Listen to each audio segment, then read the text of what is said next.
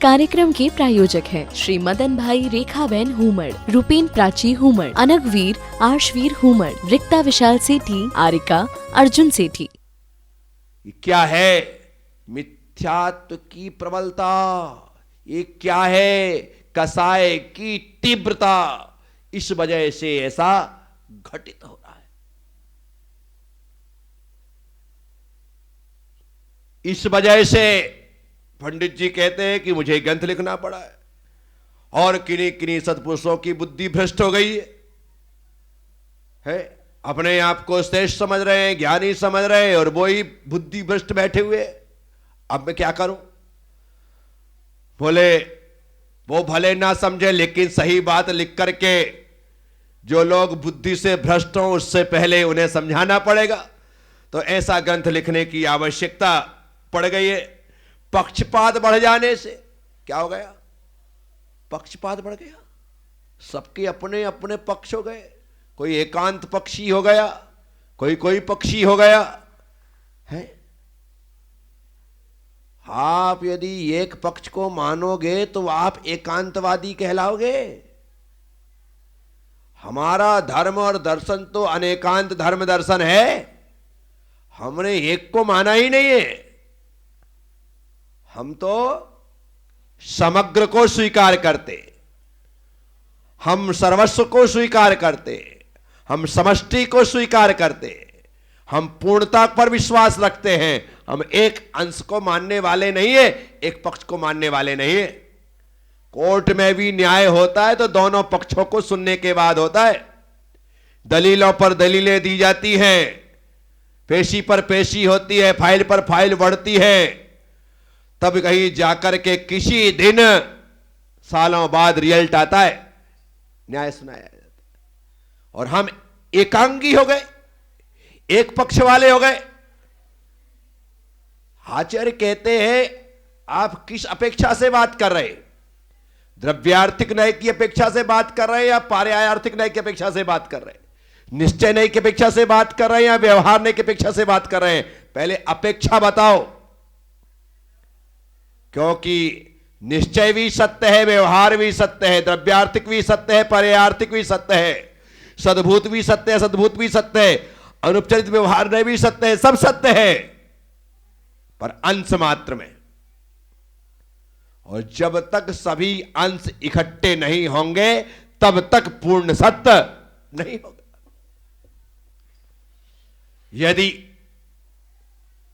द्रव्य दृष्टि से देखते हैं तो समस्त पदार्थ नित्य हैं, और पर्याय दृष्टि से देखते हैं तो समस्त पदार्थ अनित्य है। दृष्टि कौन सी है?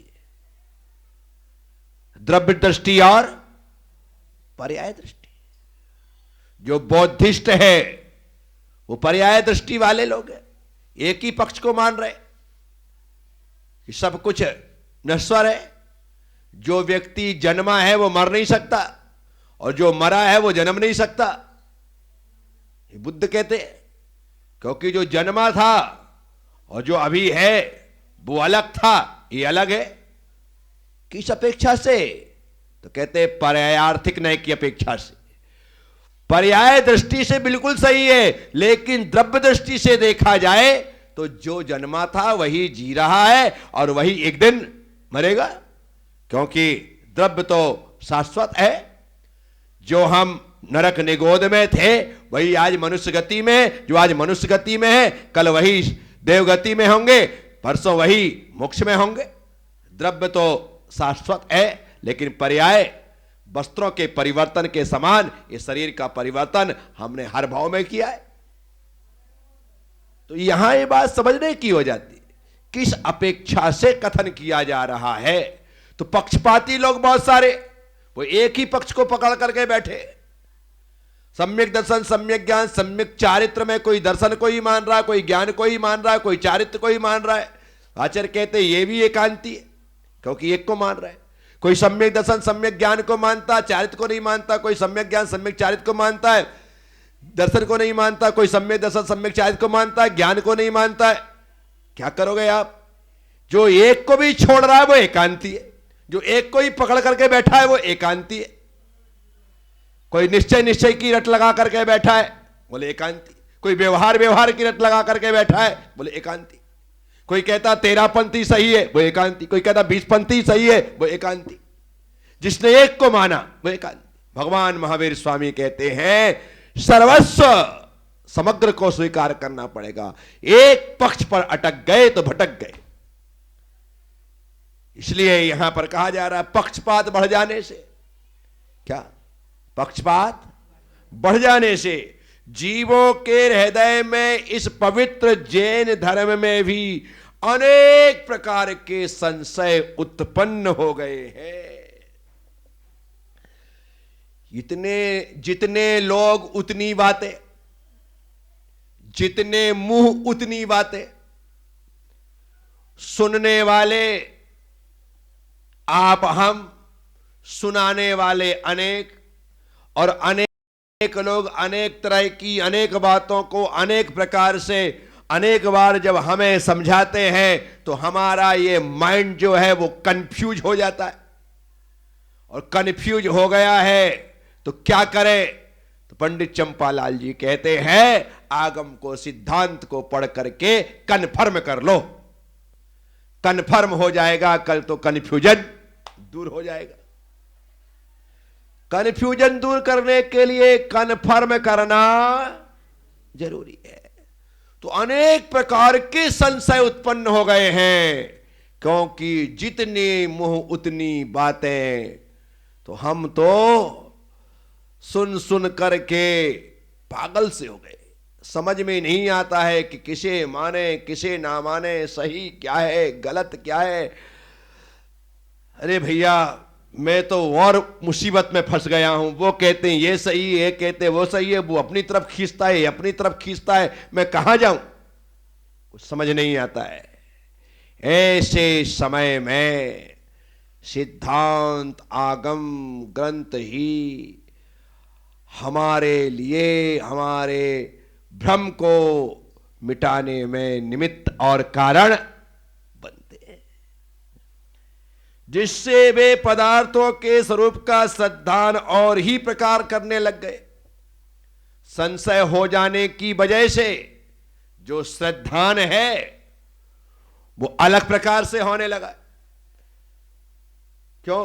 क्योंकि हमें पढ़ाने वाले ने, सिखाने वाले ने ऐसा सिखाया तो हमें वही बात सही लगने लगी।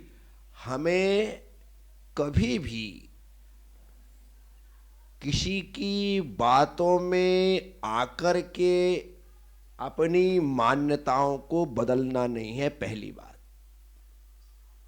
अब ये तो मैंने ऐसा कह दिया तो मेरे प्रवचन करने का फायदा क्या रहा? जब मैं ही कह रहा हूं मेरी बात को मान करके आप एकदम से बहक मत जाना। हाँ, मैं इसलिए ऐसा कह रहा हूं कि मैं अपने मन से कुछ नहीं कह रहा हूं।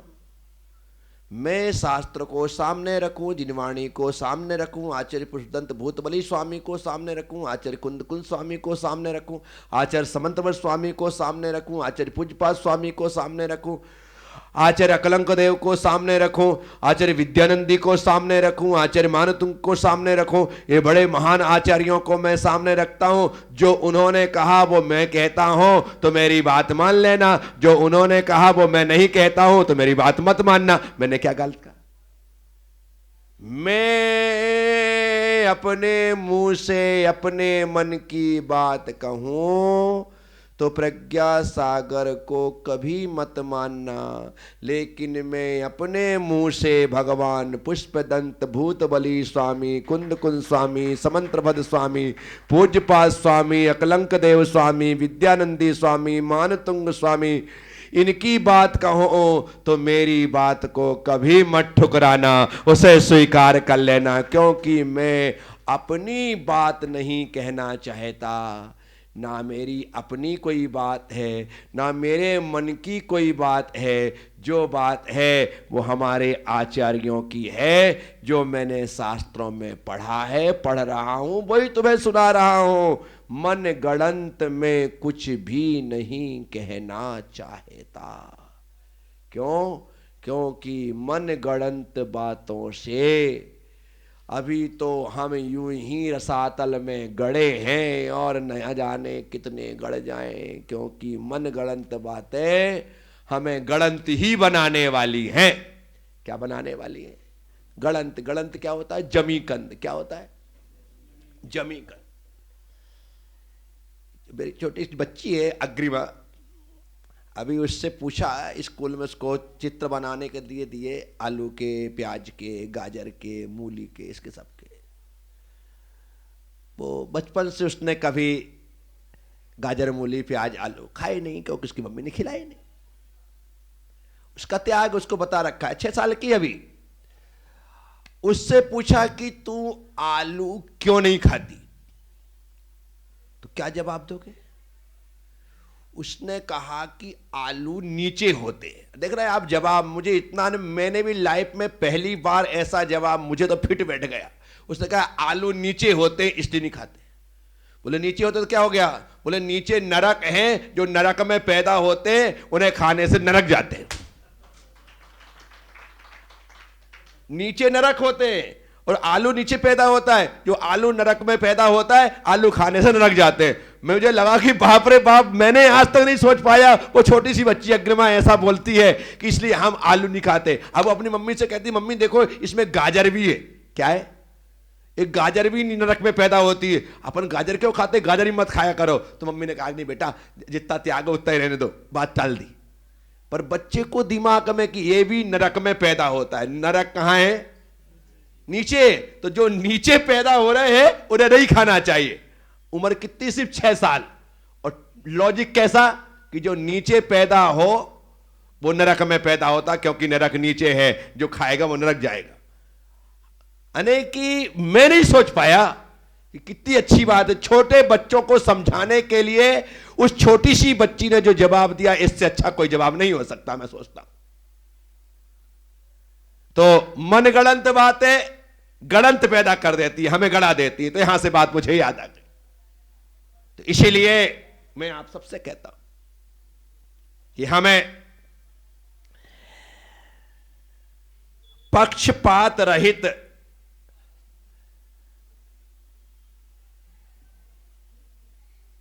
बात करते हुए, यहां पर जिससे भी पदार्थों का स्वरूप सद्दान और ये अनेक प्रकार करने लगे हैं, तो वे लोग अनेक प्रकार का श्रद्धान करने लगे हैं, अलग अलग प्रकार से सोचने लगे। क्यों सोच रहे हैं? गलत मत सोचिए।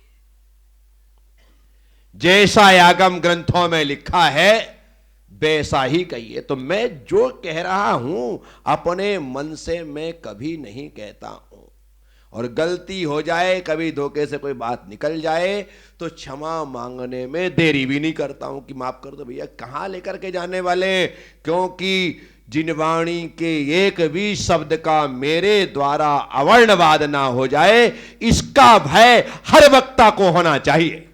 क्या? हर वक्ता को इसका भय होना चाहिए। नहीं, मैंने जो कह दिया ब्रह्म वचन है, मैंने जो कह दिया बिल्कुल सही है, मत कहो। ब्रह्म वचन का मतलब समझते हो? ब्रह्म वचन मतलब भगवान के वचन। ब्रह्म वचन मतलब, तो मेरे वचन ब्रह्म वचन कैसे हो सकते हैं? तो भगवान के वचन, भगवान के वचन यदि मेरे मुख से निकलेंगे तो मेरे वचन ब्रह्म वचन होंगे, और मेरे वचन यदि मेरे मुख से निकलेंगे तो ब्रह्म वचन नहीं हो सकते। तो यहां इतनी अच्छी बात है। तो अनेक प्रकार से, तथा जो अज्ञानी जन हैं वे अपनी प्रवृत्ति अन्यथा रूप व शास्त्रज्ञ आज्ञा के विपरीत करने लग गए हैं, और जो अज्ञानी हैं उनका आचरण जो है वो जैसा शास्त्र में आज्ञा है उसके विपरीत हो गए। कौन शास्त्रानुसार चल रहा है? कौन शास्त्र को मान रहा है? बताओ। तो विपरीत धारणाएं बन गई। ऐसे लोग अपना हट किसी प्रकार नहीं छोड़ रहे हैं। उन लोगों को समझाने के लिए अनेक जैन शास्त्रों को देखकर यह निस्संदेह चर्चा लिखता हूं। अन्यों कहा ऐसे लोग अपना हट किसी प्रकार नहीं छोड़ रहे हैं। उन लोगों को समझाने के लिए यह ग्रंथ लिखा जा रहा है कि किसी प्रकार से एक व्यक्ति ने यदि गलत धारणा बना रखी है तो एक व्यक्ति समझाए वो ना समझे, फिर दूसरा उसी बात को समझाए उसे सोचने को मजबूर होना पड़े, तीसरा व्यक्ति उसी बात को समझाए तो उसे लगे कि यार शायद ये ठीक कह रहे हैं, और चौथा व्यक्ति बोले तो कहेगा नहीं यार अब तो बहुत हो गया, अब एक दो नहीं इतने लोगों ने कहा है मैं गलत हूं तुम सही हो। इसी कारण से ये ग्रंथ लिखे जाते हैं कि ताकि एक की नहीं दूसरे की नहीं तीसरे की नहीं चौथे की नहीं पांचवे की नहीं किसी की बात तो समझ में आएगी और वह जाती। तो यही बात है। तो समझाने के ग्रंथ निस्संदेह चर्चा लिखता हूं। इस चर्चा ग्रंथ के लिखने में मेरा और कोई खास प्रयोजन नहीं है। इसको लिखने के पीछे और कोई दूसरे कारण कि भाई मैं ग्रंथ लिखूंगा तो मेरा नाम होगा, लोग कहेंगे वाह पंडित जी क्या ग्रंथ लिखा है, आप तो बहुत अच्छे लेखक हैं, आप तो सिद्ध हस्त लेखक हैं, आपकी लेखनी का क्या कहा जाए, आपने बहुत बड़ा काम। नहीं नहीं नहीं, ईमान सम्मान के लिए मैं ग्रंथ नहीं लिख रहा हूं। मेरा ग्रंथ लिखने के पीछे कोई दूसरा रीजन कारण नहीं है। तो साथियों मैं आप सबसे कहता हूं यहां पर जो कारण बतलाया गया मैंने उस कारण को उदाहरण आपको समझा दिया है। अब आप हम सब लोगों को समझकर इन धर्म ग्रंथों का श्रवण करते हुए अपने आप को धर्म के पथ पर बढ़ाना और चलाना चाहिए। ओम नमः। सबसे क्षमा सबको क्षमा। जय गुरुदेव।